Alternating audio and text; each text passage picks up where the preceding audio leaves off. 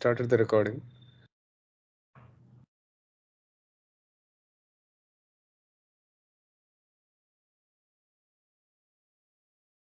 So when you apply, when you do a Terraform apply, why is it destroying one resource and then adding one resource? Why is it doing that? That's what is Aishwarya's question. Anybody has answer for this? Sorry, repeat the question. So see, you can see that one added and one destroyed. So if she does /apply.sh once again, it'll again do one addition and one destroy. No matter how many times you do, it'll be one destroy and one add.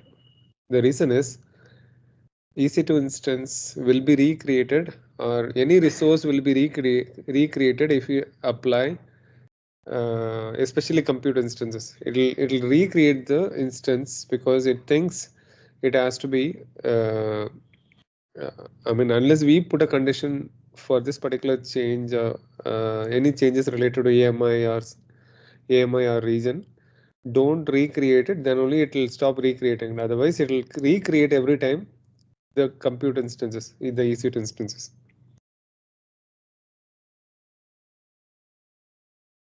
Hope I made it clear. If Aishwarya, if you can do again /apply.sh, it will again add one instance, destroy the existing instance.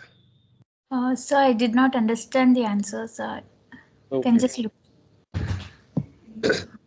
So Terraform does not know exactly what is the running status of the instance, whether that instance can just stay or it needs to be recreated. Terraform will always, if you run it for the second time, Terraform will always try to remove the instance and recreate the instance. It thinks, it by default, it thinks that, it assumes that you are giving a request to recreate the instance if the instance is already running. For other resources like S3 bucket and all, it is okay. I mean, it will just update whatever changes, configuration changes that you need to do, it will apply. But for S3 bucket, it will recreate the instance. Sorry, for EC2 instance. Okay, sir. It is kind of a known problem, or it is a feature by Terraform.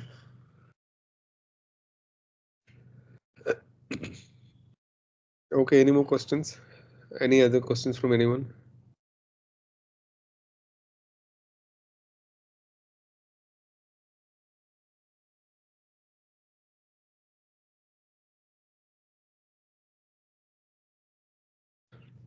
Okay, I'll share my screen. We can discuss about the forms.google.com.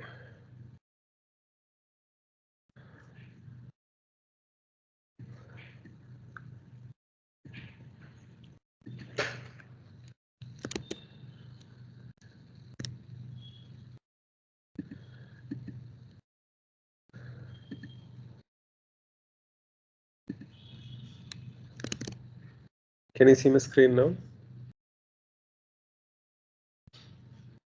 Yes.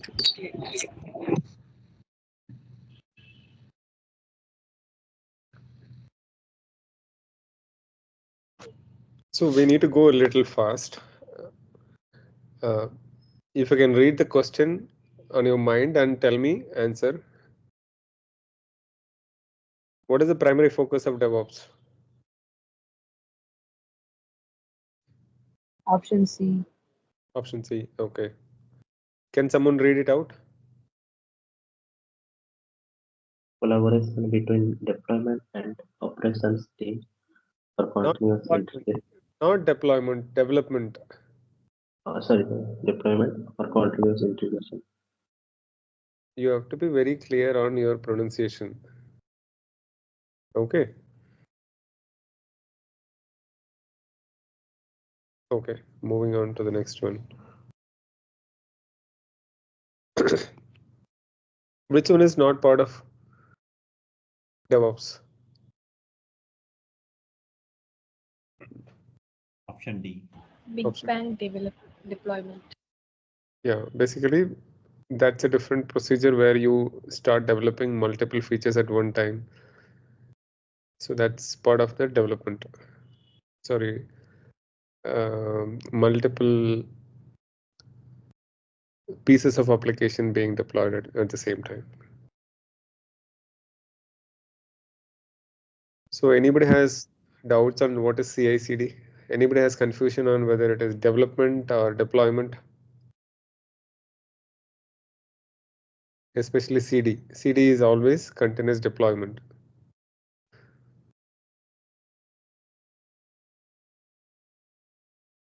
What is the goal of continuous integration?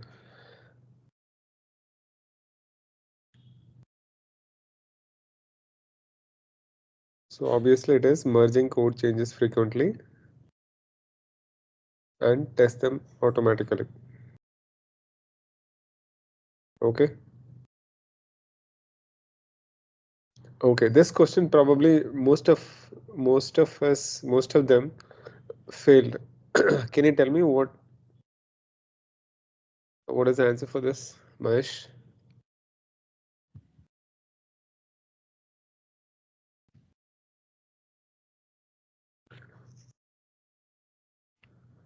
Hello, Mahesh.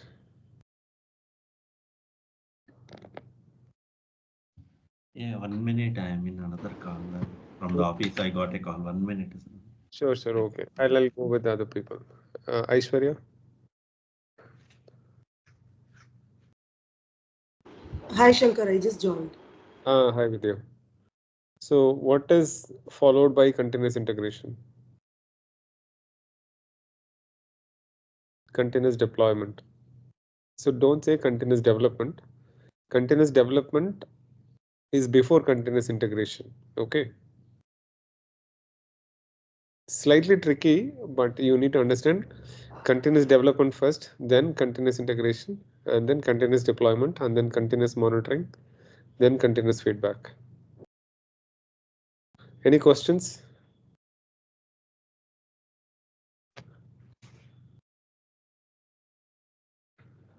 Which are the following tools primarily used for CI?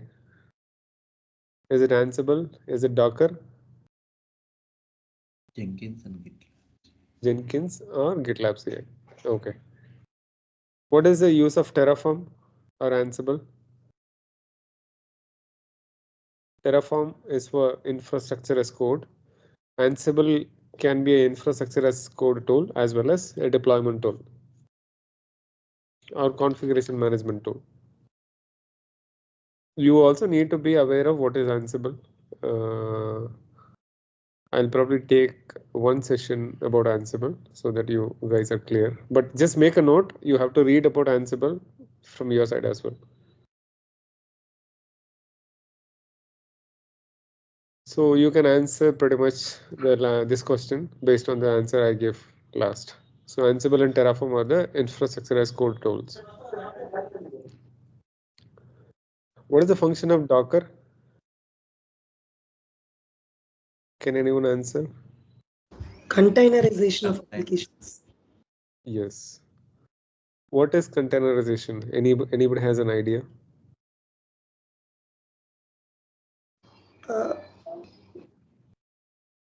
Building, packaging all the required binaries and libraries together so that all the dependencies are packaged and it can be run at any environment without the need of any other softwares. So basically we'll be packaging all the required binaries, libraries, dependencies and everything so that our application is isolated from the operating system. It's an isolated and lightweight package of application. Any questions?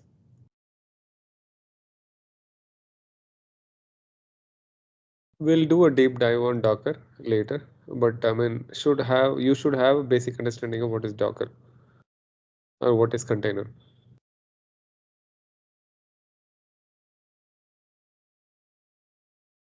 Which DevOps tool is used for infrastructure automation and is written in declarative configuration, declarative language? Terraform C. C Terraform. Anybody has doubts on this? If not, I'll move on. Please raise your voice. Please raise your concern before I move. Popular, widely used version control system is Git.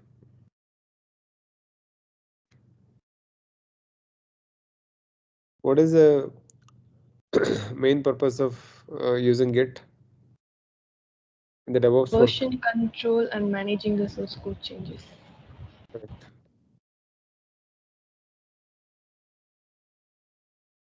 So container orchestration is done by Kubernetes. Building and testing the code continuously is done by CI tool. Automating cloud infrastructure is done by Terraform. Okay. And many of you have problems in this one.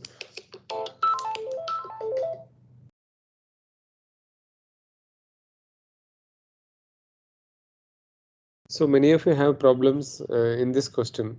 Can somebody really figure out what is the correct sequence? D. D. Okay.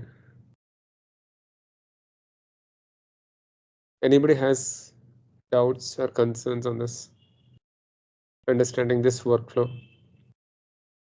After development, a package will be created that is nothing but a build which contains the code as well as dependencies and other required modules and other things integrated, and then it will be given for testing.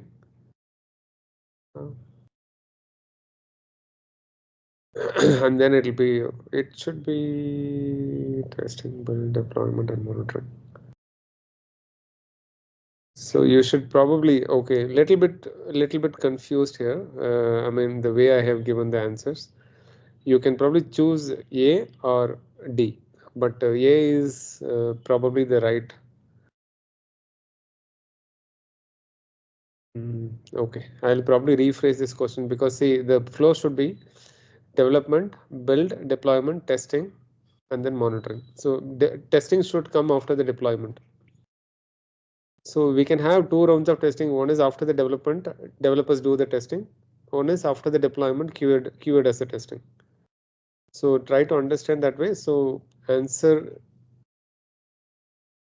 D and A almost matches, but it should be a different answer. It should be development, build, deployment, testing, and monitoring.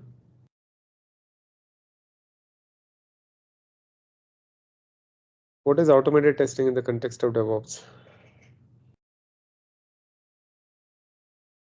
Writing scripts to automate testing of code changes. Basically, you are trying to write scripts to validate your changes instead of manually validating the code changes. That is what is automated testing. See, when a feature is developed, you don't need to wait for the application to be tested by QA manually executing the code. I mean, manually installing the build and then testing the code. There should be one automation tool like Selenium or robotic process automation. Using that tool, the test case should be automatically tested and results should be given to the team. That's what is automated testing.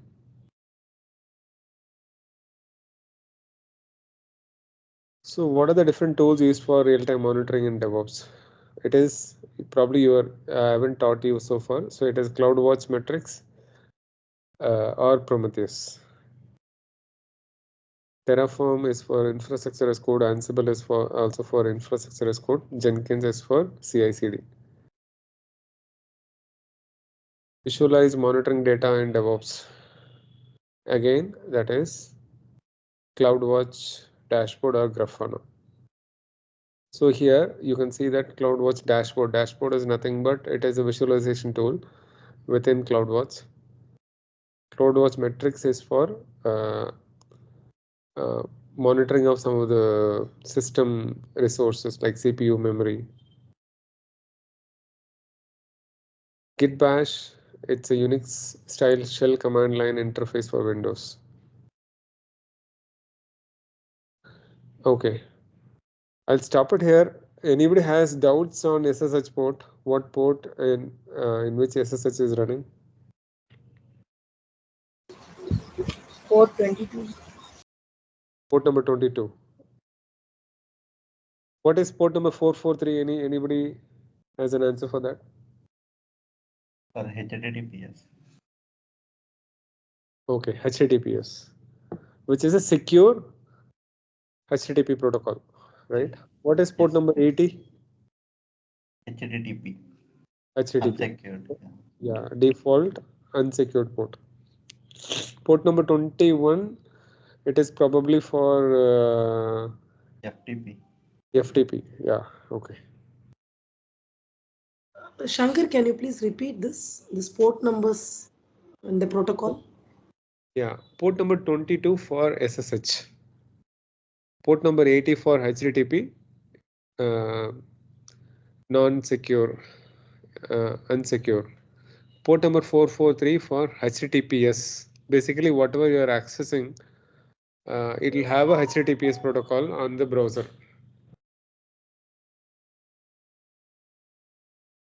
So for HTTPS, by default, it is 443. Port number 21 is for FTP. So you should be pretty much aware of the default port numbers used in the system. So just make a note and try to go back and search in the internet and then try to create at least one page document which says what are the different port numbers for different services or different uh, different applications.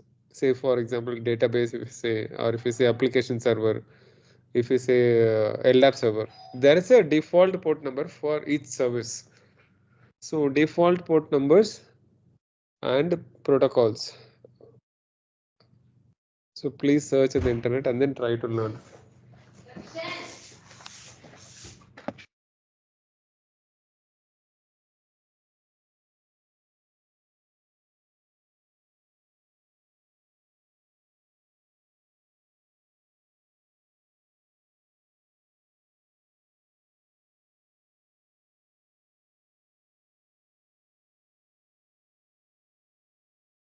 Okay, what is the answer for the next question? Anybody has an idea?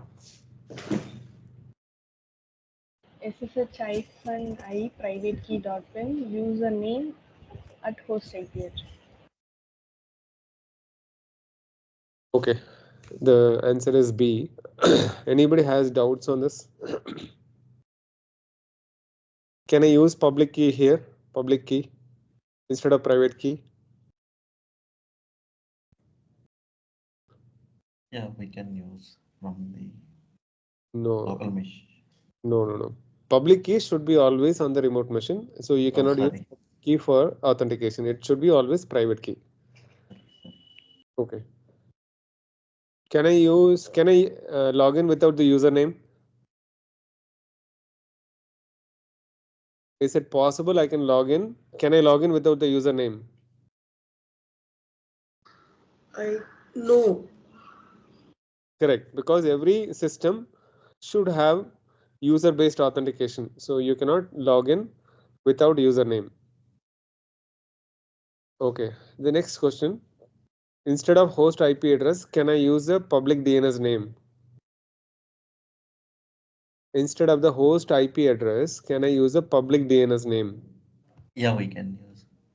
Okay, answer is correct. So we can use public DNS name, which is also kind of accessible via the internet. So if you go to your EC2 instance, you can see that public DNS name that can also be used while you are logging into the EC2 instance. Okay, any more questions on this? Because this is most important. That is why I'm trying to ask more questions on this.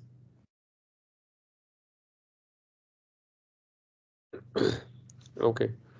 What should be the permission? I mean, again, there are some confusion around this particular question. So it should be the least permission for the key. So you should have minimum read and write permission, or you can also go with the read permission 400. So option C is the right answer. You can also minimum you can give 400 also. Anything other than 600 is not correct.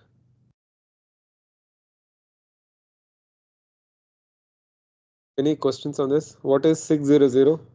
What exactly the permission is when I say 600? Read, write, Read write for user 6. user or owner, you can say user. Yeah, user. 0 for Group. group members. Or Group members. group members other than the user, other than the current user. Say for example, in a group you can have 6 members, but the owner of the particular file has permission 6, whereas other 5 users have 0. That's what it means. Other than that, whoever is in the system, apart from the group apart from the group in which the user is present, for them also the 0 permission. So that's what 600 means. Again, make a note about user permissions, file permissions. Please read and then at least create one page of document for your reference. We'll go through if you have any doubts. I have already given the high level introduction.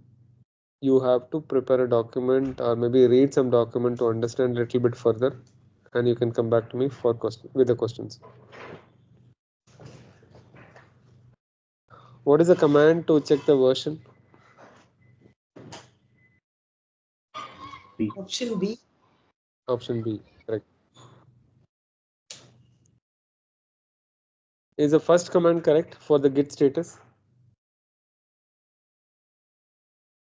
If you want to check the status of the last commit your file system, is the option A correct for checking the status of your commit or changes?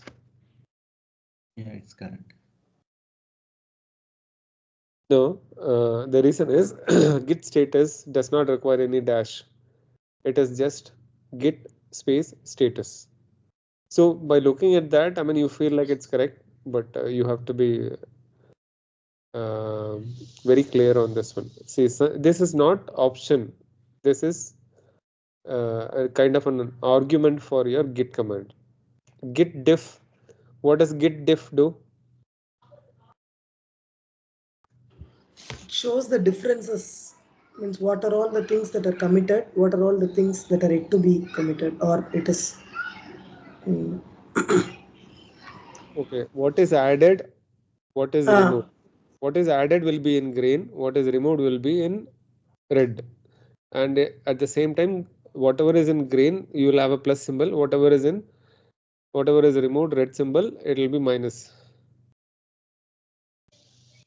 Okay, whenever you do something, please make some changes and then try to do some testing around git diff and git status so that you understand the workflow properly.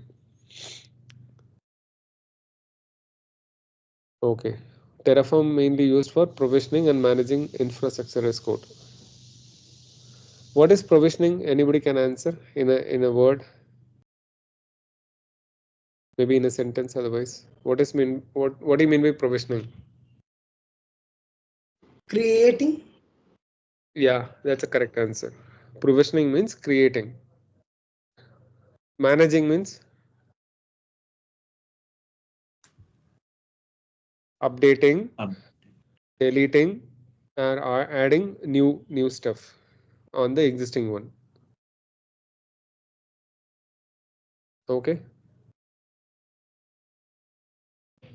Okay.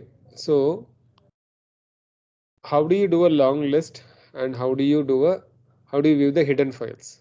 What is the answer for this?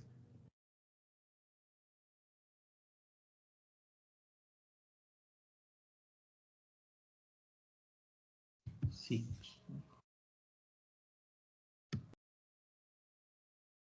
Okay. Any clarity required on this?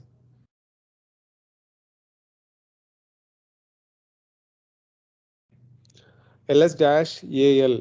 L is long list, A to show the hidden files, and tilt symbol is to go to your home directory and show the hidden files and long list of files.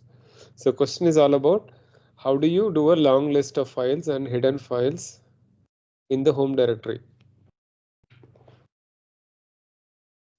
It is not using git bash in git bash. Okay, at least Aishwarya, can you try to answer this question?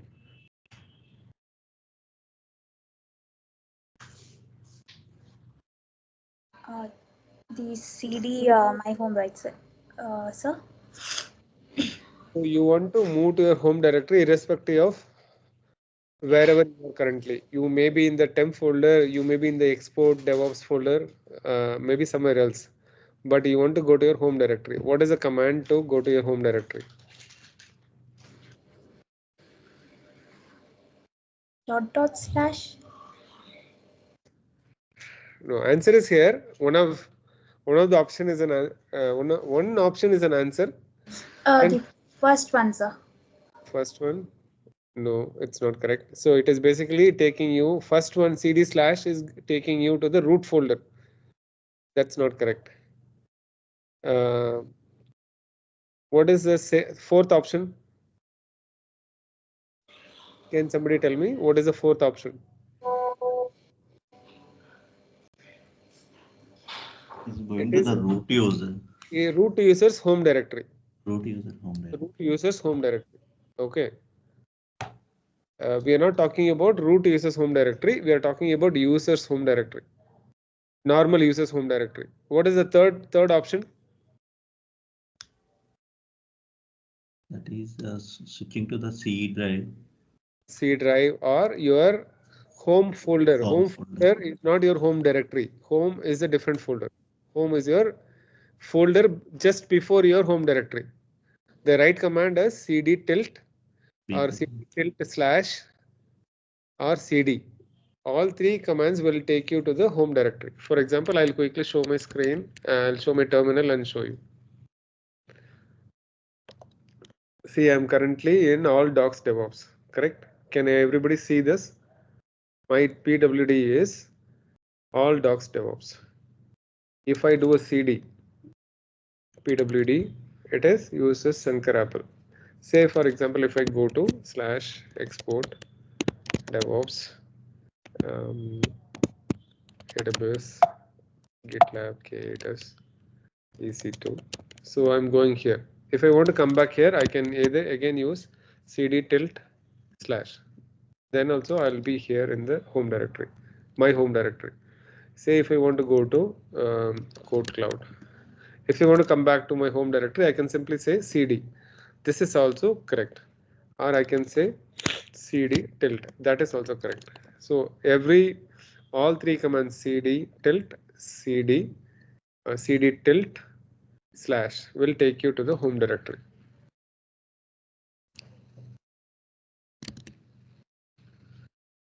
No, the other command I wanted to show you. Okay, this one ls-al, right? So ls-al tilt symbol.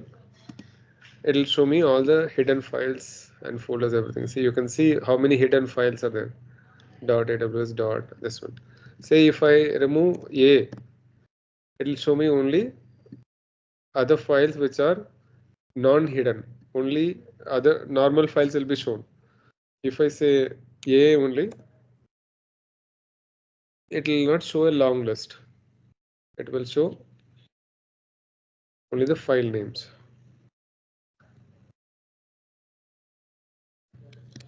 Okay, any further clarity required on this?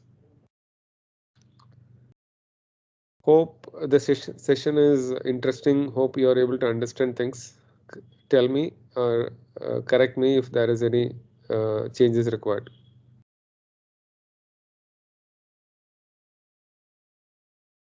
Is it not interesting? No, it's interesting. Okay. Don't keep quiet. Okay. Thanks, Vidya. So what is obsolete path with an example? Can someone answer this properly? with the example.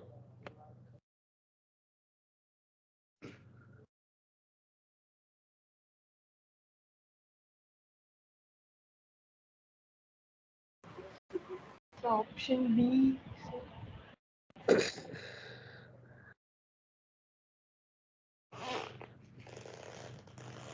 Option B.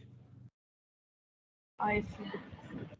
Okay, that is basically we are using from the home directory. That is also similar to coming from the root directory, because when you put tilt symbol, it means you're calling it from the okay, the question is absolute path, right? Okay, sorry, that's correct. Yeah, you're correct. So the first one is about relative path, where you are trying to do ls dot slash directory 1 file 1 like that. Who answered this question? Zafira, sir. Zafira, okay, good. The third one is we are just going to the my directory 1 from the current directory. That is also kind of a relative path, not absolute path. What is the last command? We are copying using again relative path dot slash like that. So that is also relative path. So now someone else can answer the relative path one. Can someone answer it?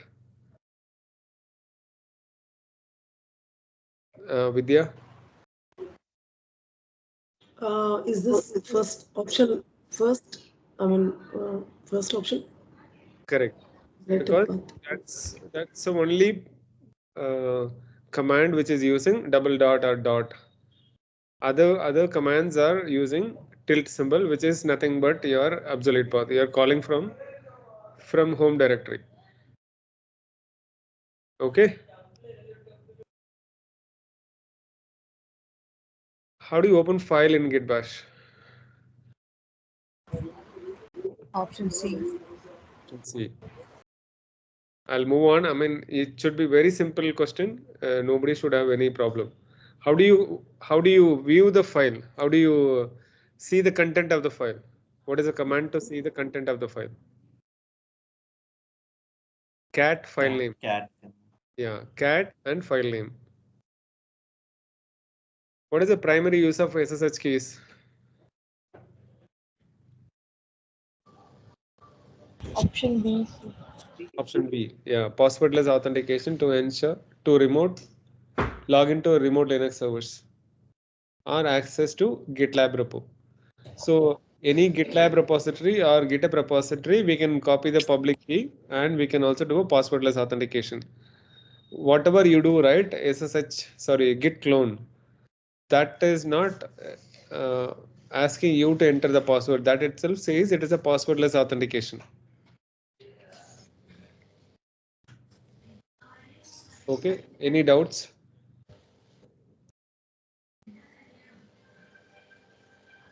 Okay, this is more important.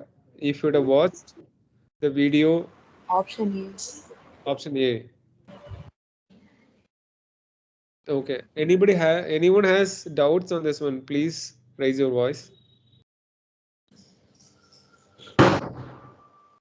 Copy local public key, which is nothing but your dot ssh slash id underscore rsa dot pub. I'll just quickly show you what is my public key. Cat tilt symbol slash dot ssh id underscore rsa dot pub. This is my local public key. This public key needs to be copied and pasted in the EC2 instance of the remote server in the authorized keys file. Again, that should go to the same user's home directory. For example, you log in as EC2 user, EC2-user. In that home directory, the file should be copied. If you can watch. So now, Yeah. so now we won't be able to view that, right? If you do a VI here, I mean in the terminal. Yeah. So before we log into EC2, we won't be able to view that SSH authorized keys. I'm not sure whether my question is clear. Yeah, that's correct. Unless you log into the machine, you cannot view the file. Okay. So please write this in your notebook that you have to test copying your local public key to the remote machine's authorized keys file and try to log into the EC2 instance. There is a video recorded, and then it was, I think Vidya was there in the call. I can give you the correct video link also in the WhatsApp chat. I'll give it to you. Please go to at least last 15 or 20 minutes section of the video. You'll be able to see it through this. How to copy your local public key to the remote machine's authorized keys file and then log into the EC2 machine.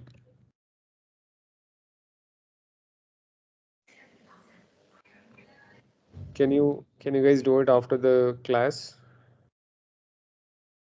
Sure. Yes, sir. Okay. What is -I option in SSH? For identity, option B. Private key file. Yes. I means identity of the private key file.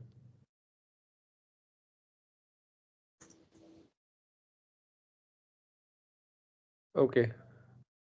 So this must be already very clear to everyone. EC2 key is a private key. EC2 dash user is a username, remote username. This one is the IP address. So which one is the answer?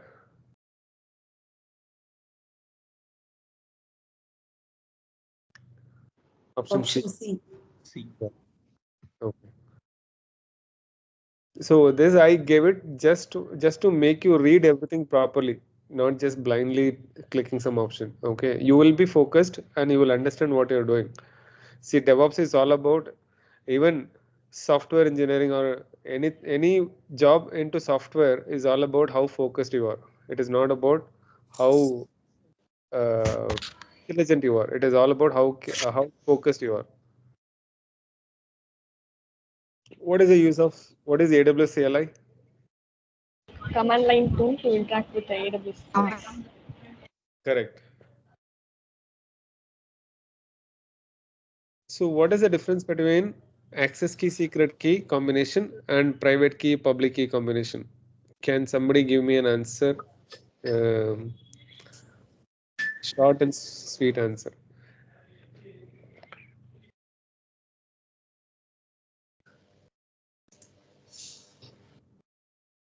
Mahesh? Shankar, can you please repeat the question one more time? Okay, what is access key and secret key? What it does? That is one question.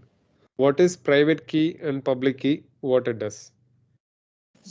A private key and public key for accessing the VM, I mean EC2 instance. When coming to the access key and secret key, creating or accessing the AWS resources. Okay, well, Provisioning, managing the AWS resources. exactly. So basically, access key and secret key is used only for authenticating to AWS account and accessing any resource as long as you have the permission policies attached to the particular IAM user. So this is not access key and secret key is not about logging into the EC2 machine. So everybody should be very clear on this. Access key and secret key only for accessing the resources. That means there are two operations I told you. What are the two major operations with respect to AWS resources? Provisioning, managing. Read and write. Okay, there are two operations that we can do. One is read, another one is write. What are the different read operations from AWS CLI? List, get, describe. And with respect to write operations, can someone tell me?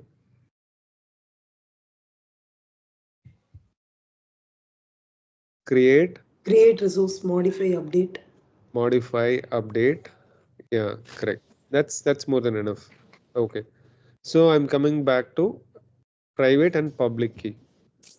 What are the different resources or the different resources that we can access using public key and private key combination. Resources means I'm asking a GitLab account or GitHub account or EC2 machine. What are the things that we can log into passwordless? EC2 machine, any virtual machine, a GitLab account or GitHub account. Okay, is it clear?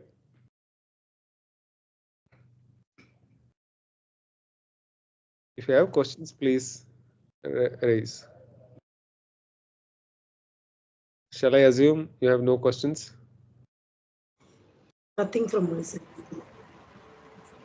Okay, I'm moving on. Okay, this is also more important. I already explained. What are the two different files in which your credentials and configuration are stored? Which option is correct? Option A. Option A. I think option D. No, that's absolutely incorrect. Option A is the right one. So there is a hidden file, hidden folder always created for the software that you are running. For example, if you are running Terraform, .terraform folder will be created on your working directory.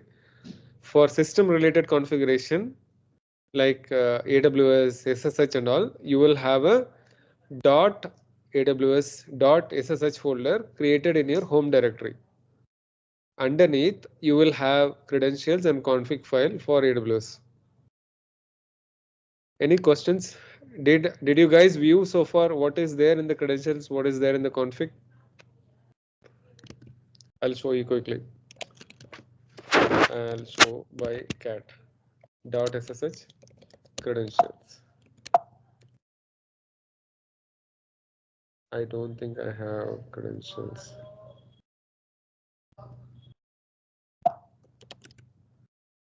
I should have, I don't know why.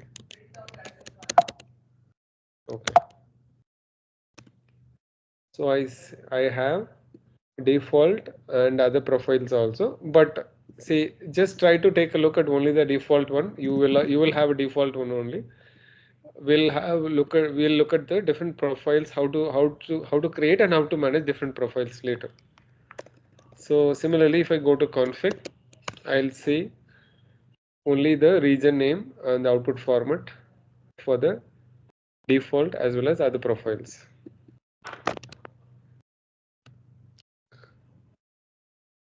Okay, what is a command to list the files in S3 bucket?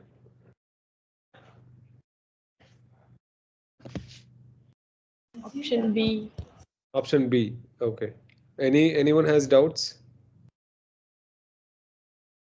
S3 show is not a command. S3 display is also not a command. S3 list buckets is also not the correct command. AWS S3 ls is similar to a normal ls command.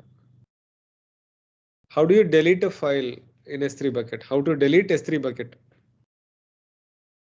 The option is last one. Option D is the correct one. Or B, remove bucket. So this one, remove, is not the correct answer. Delete, del, rm and all, it is not the correct answer. It does not have commands like that. How do you describe all the instances running in AWS? Option A. Correct. Option A is correct. The question itself has an answer. So if you want to list a particular running instance, you need to provide the instance ID. So describe instances will give you all the running instances. Say for example, if you are running 10 different instances, it will show you all 10 different instances.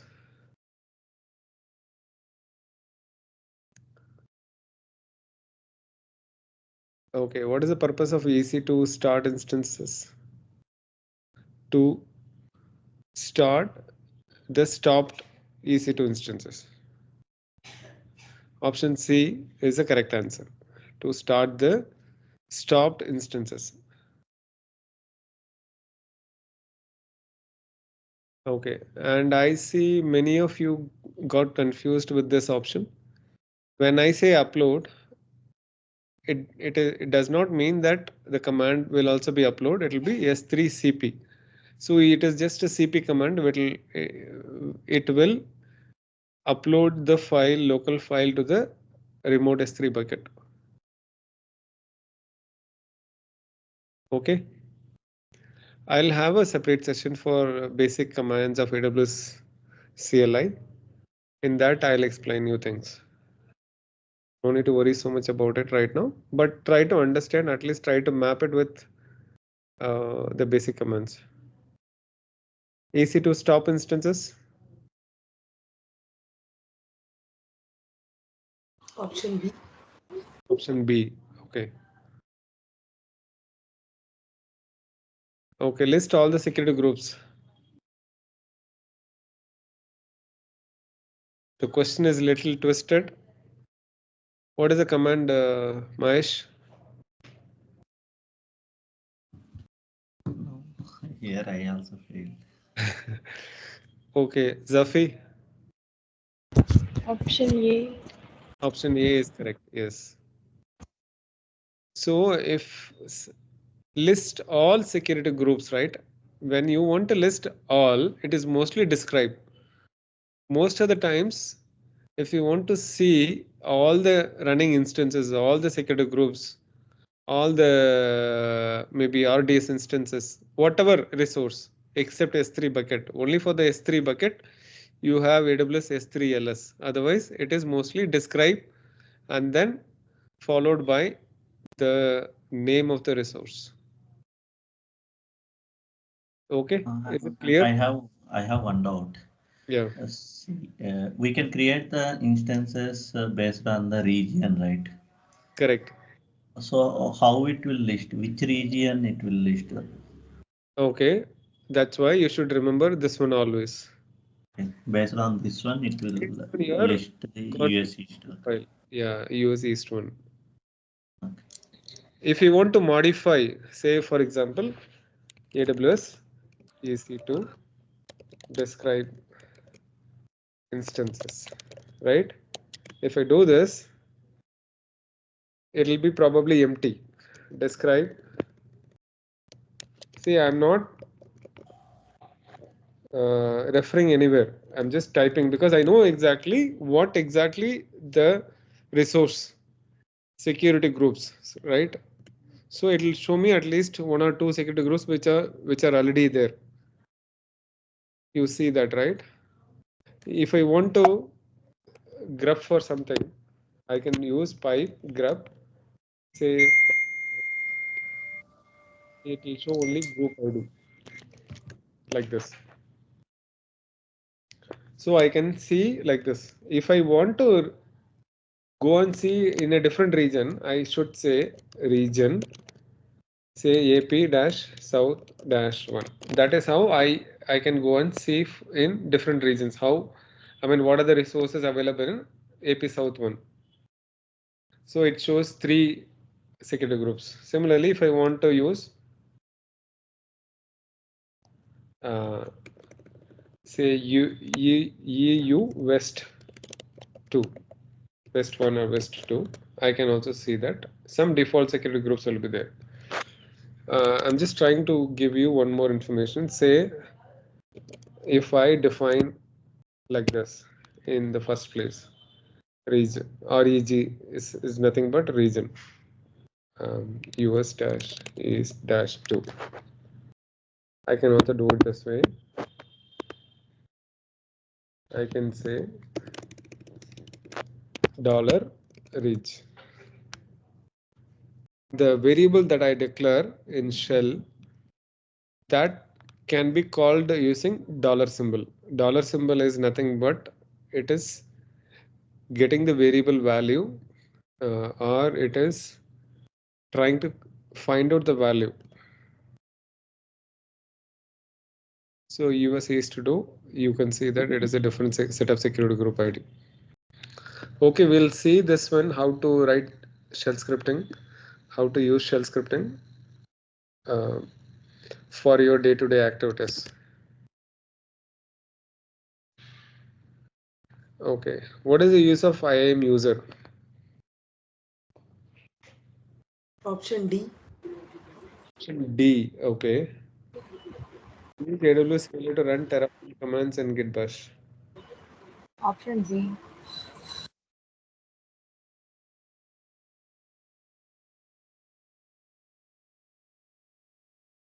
Okay.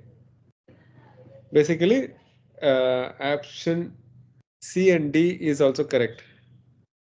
But the correct option are the complete matching is therefore B. Create, generate access key and secret key and configure AWS CLI in Git bash to access AWS resources. See, Terraform is kind of using these credentials which are already configured. So that also we can say. So I think you have understood clearly, but answer is not very important, but you have a proper understanding. What is the first answer?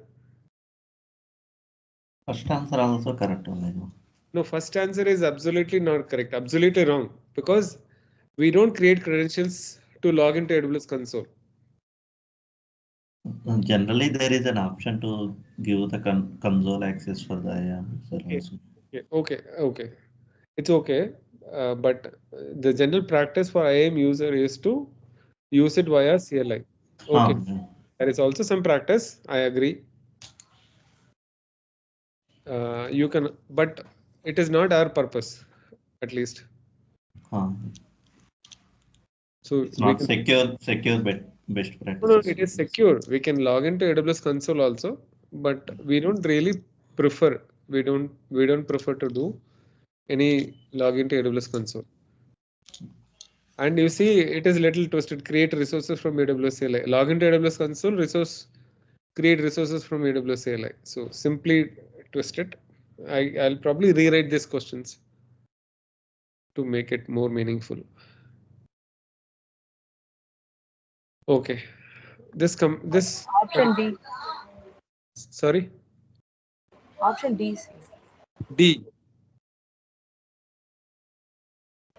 No, sir. Option B. B for Bombay. Yes, sir.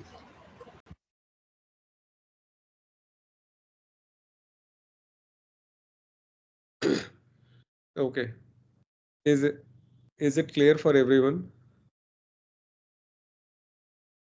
Yes, sir. Yes. Okay. What is the command for this? Key pair creation. So it is without any space.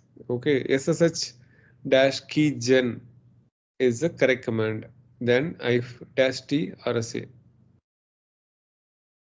So this one is not correct because SSH is a different command. Here keygen is a different command, but it is ultimately a single command. SSH dash keygen is a single command.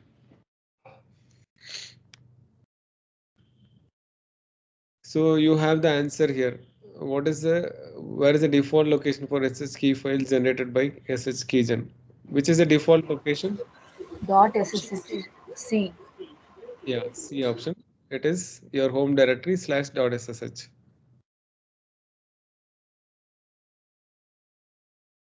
Okay. Can someone give a correct answer for this? E. C. E. Okay. Option.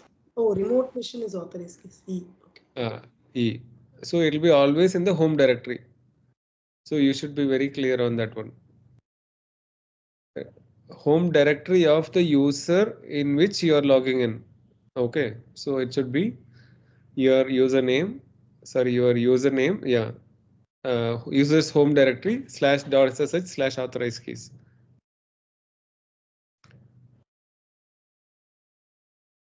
Okay.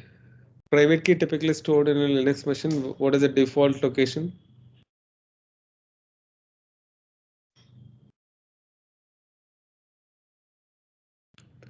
Which answer is correct?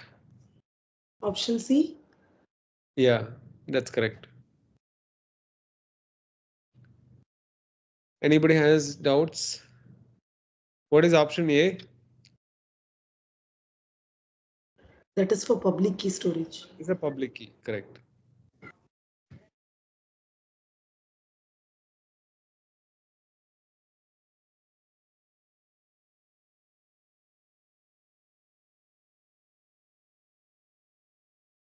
Okay, I have not explained you this particular stuff, but based on some discussion, you can probably conclude an answer for this. Which one is the correct answer? B.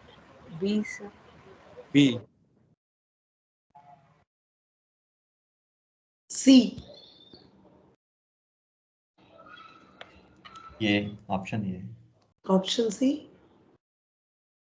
Option C is not correct. Okay. Option A. A, sir.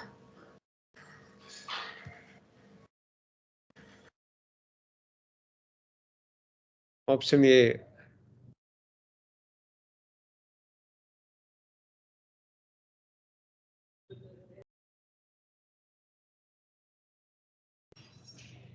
I'm also. I think it is answer A. I'll cross check and give you. So option A is correct because only the private key can decrypt whatever you encrypt. So that is what the usage of public key, public and private key. So when you send a connection, it will actually encrypt the data and send it to the I mean, your public key will encrypt the data and send it to you, to your local machine. Only you can decrypt and see, then only you can send the signal to your public key that I'm the right private key. Then only the connection is established. The answer A is correct.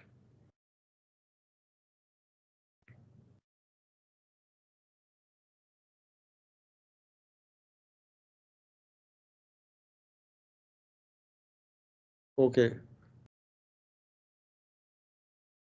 So this is also not something I taught you, but you can come. CP. Option D. Option D, no, not correct. SH copy ID is one more command that you can use to copy your SH key to the remote machine. Option C is correct. We'll see that in the next class. Okay. Key-based authentication.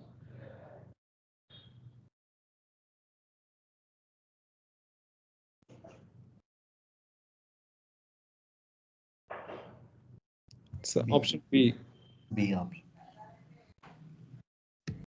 So basically, public key is for encryption, private key for decryption. So what would you do if you lose your private key?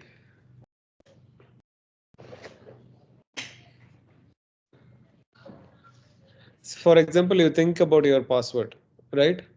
If you lose your password, private key is like your password. What do you need to do? We'll reset the password. Yeah, so you can correlate and then give me an answer now. Generate a new key pair and configure the server. Correct, because there is no way you can get your private key back. So you have to generate a new key pair and then copy the public key to the remote machine to log in. If you have access to your remote machine in other way, say from AWS console you can log in, that way you can do it. Okay. Why not D, option D, Shankar? Why not option D? You can recover it using SSH keygen and use the existing. Is it not possible? No. I just gave it simply keys and dash R. I mean, there is no option like recover. Okay. It is just probably a statement given by me simply to confuse you. So basically the answer is generate a new key pair. So you cannot recover using your public key. That is also not possible because it is a combination, right? You cannot really come up with a private key based on the public key. Okay.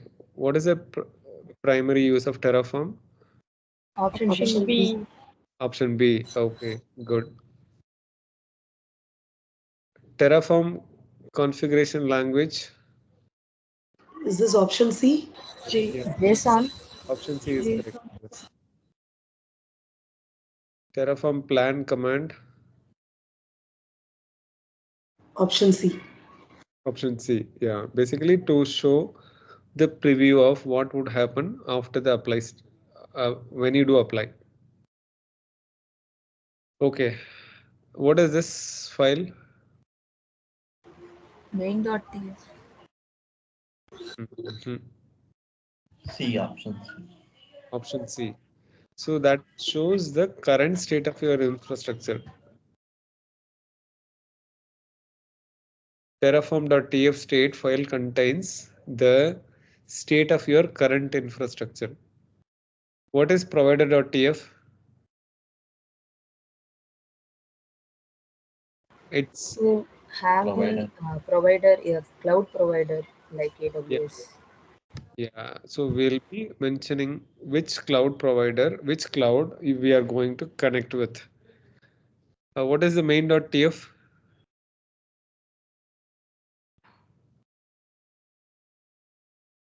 Basically, that will be considered your main Terraform file in which you have all the resources.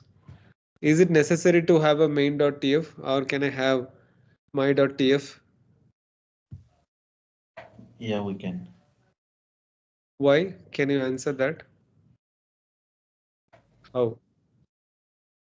I mean, it's not mandatory to have the main.tf. No, we can write the ISE in. Suppose we can club together all the TF files. Also, we can execute it. Basically, when you run Terraform plan or apply, it will go and see all the .tf files, no matter what is the name of the file. Basically, it is going to check all the .tf extension files. So main.tf we write it because we feel that all the important resources are in main.tf. Assuming that we are saying that it is main.tf, otherwise it is just a format or a procedure which is followed. Otherwise, it is not necessary that we should write a main.tf. You can write your own name, my.tf, mice.tf, vidya.tf, anything you can write. It is up to you. Okay, is it clear? Yes. Okay. How to destroy all the resources? Terraform delete Option C. C. C. Okay. Initialize the Terraform in working directory. Terraform. B. Terraform init B. B for Bombay.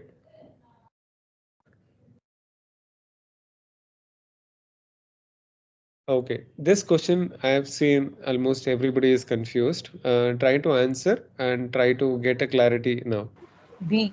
Option B. Option B. It is to maintain the current state of your infrastructure. Uh, by looking at this file only, it will go and do the destroy, or maybe it will go and modify the infra. Okay. Anyone has answer? Anyone has question for this? Okay, I'm moving on. What is not the Terraform command? Option A. Option A, right? Option A is not. A. Option A. Yeah. Terraform providers, I already told you, it is all about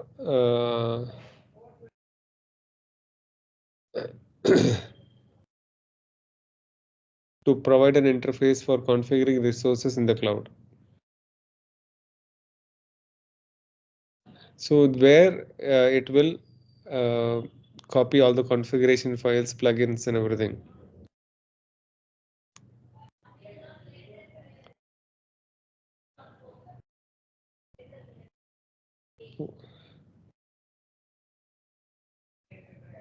So what is the answer for this? Terraform plan. Yeah, correct. So Terraform plan will show you what changes you're going to do in the infrastructure before applying your changes, so that you can take proper decision. Say for example, if you think you wanted to add 2 resources, but instead, you made some uh, mistake in your code, and then it is showing that 2 resources will be deleted, then you can just do a control C, or you can modify the changes, you can make some changes in your code, and then you can do a Terraform plan once again to understand what is correct. What is the function of Terraform output?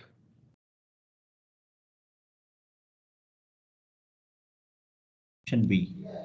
Option B, to show the values of output variable defined in the configuration. Apply command do, it creates, updates infrastructure to match a configuration. Option C. Terraform workflow. Option D. Option D, yeah, D for Delhi. Init command. Okay, you should be aware of this.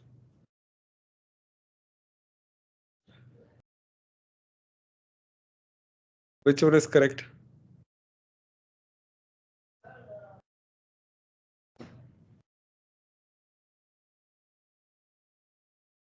So it is option B, which is there in the current working directory, and it stores all the configuration and provider plugins. So we cannot say it is only AWS plugin, right?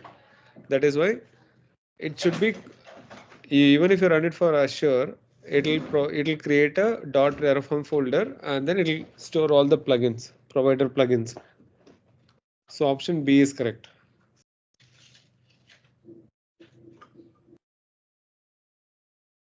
So this question again, people are a little confused. If you run Terraform apply without Terraform plan, what will happen? Option B. Option B, yeah. Terraform will directly apply the changes without showing the plan. It is like you are very sure what is going to happen, and then you're running it like that. So it will not stop you from running Terraform apply. There is no way you can stop it. It will just be applied.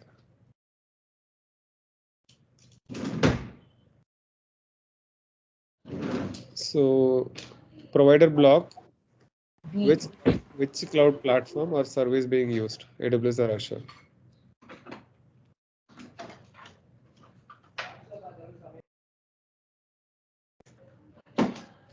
Okay.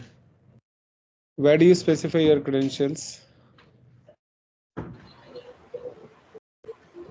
Data block or No, not data block. It's in the provider block. Provider. Provider block in which you will define your your region, as well as your access key and secret key. See, you will still define it in variable, but ultimately the variable will be called in the provider block. What is there in the resource block? Anyone can give me an answer. What is there in the resource block? Resources which we are using for creation. Resources you are creating, you want to put it in the resource block. Okay, the last command, last question.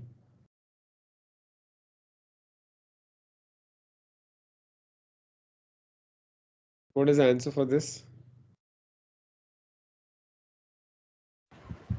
option C. Option C is correct. Yeah. So we are running out of time. We kind of ran over. Anybody has any questions? No, sir.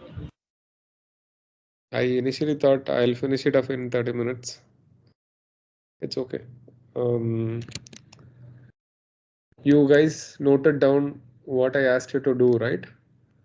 One of you please share it in the WhatsApp group so that people are aware. What needs to be done